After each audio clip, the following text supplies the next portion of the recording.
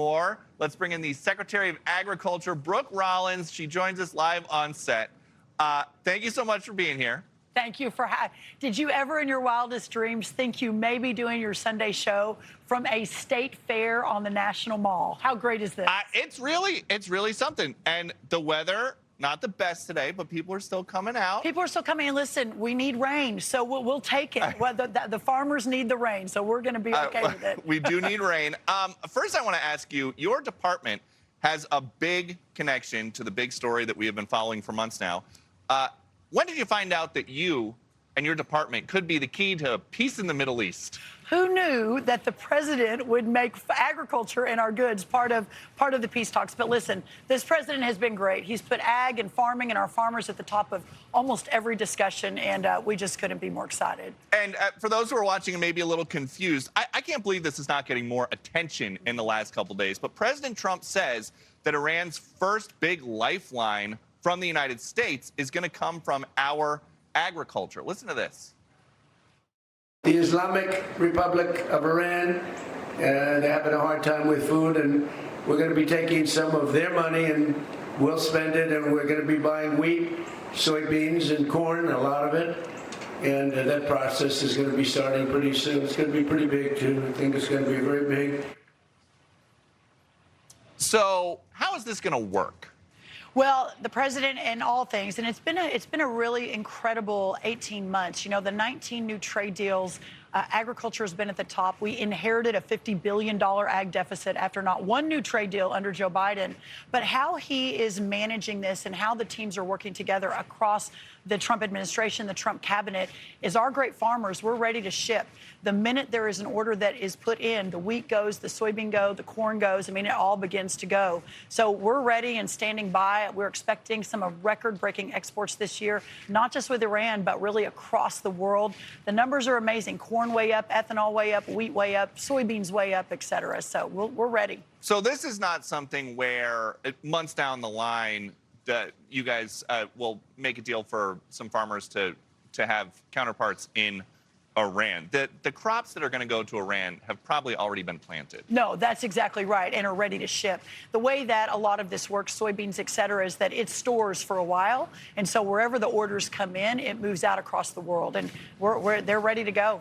Because this is all uncharted territory, forgive my ignorance, but does Iran have an agriculture secretary for you to correspond with? Yeah, yes, they do. Every country, I have a counterpart. I was in Matapa, Mexico yesterday doing sterile flies with the New World screwworm with President Shane Bauman, her Secretary of Agriculture. So, yes, I'm in correspondence all over the world. To be fair, I've not connected with the Iranian Secretary of Agriculture. There's been a lot of changes amongst their leadership, you've heard probably in the last couple of months. But, yes, as soon as we're ready to go, we'll be in contact and move out on that. And because you mentioned it, the sterile flies to fix the screwworm. Yes. Can you explain how that works? Because it sounds like science fiction. It does, doesn't it? It's a real thing that you guys are doing. It's a real thing. Listen, 50 years ago when we eradicated it, which we thought forever, it was a USDA researcher that came up with this idea. You sterilize through irradiation male flies. They mate with the really bad flies. The actual screwworm is actually a fly, the female flies, and they sterilize her eggs.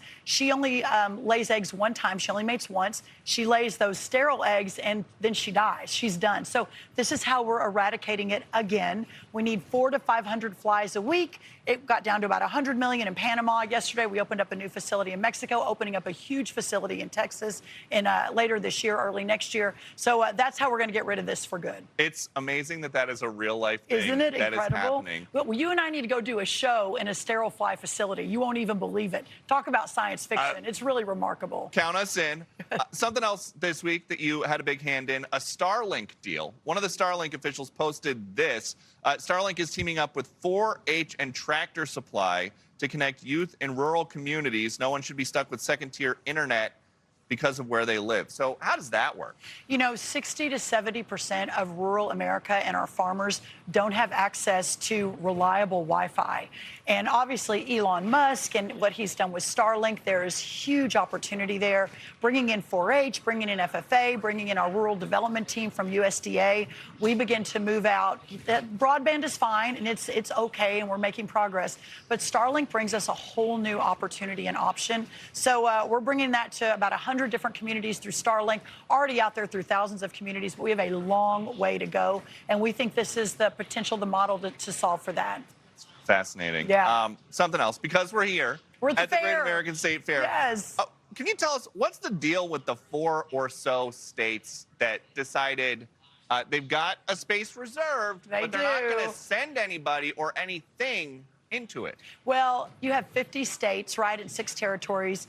A year ago, I got on a Zoom with almost every governor. I said, this is not partisan. There's no reason to make this political. We're celebrating 250 years of liberty and freedom and agriculture, which is the first or second driver of almost every state economy. And everyone said, sign me up.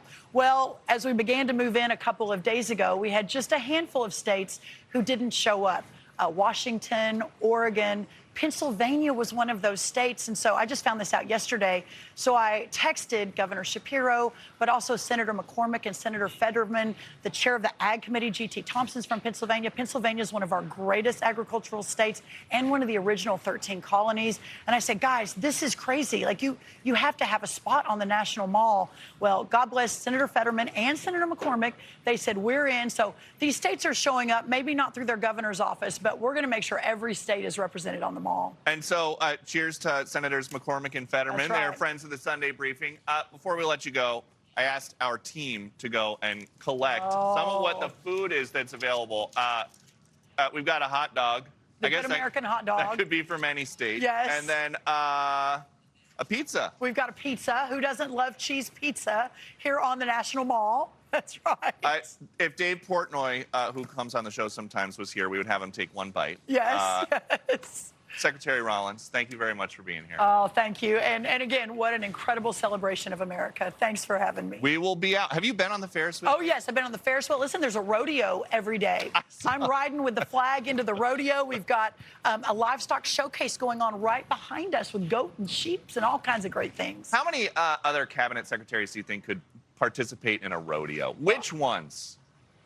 Doug Burgum. Doug Burgum. Yeah, Yes. I think Burgum. By the way, Todd Blanche was taking riding lessons yesterday. I may be telling a secret The I acting shouldn't be Attorney telling. General. Yes. Oh, Fox News alert. Yes, we're going to ride in the Cheyenne Rodeo together in a couple of weeks, and he went and took some riding lessons. He looks real good on a horse. I think it's going to work. I think it's going to work. If the Attorney General needs to be on a horse, that is a big story. Yes, it is a big story. We'll track it.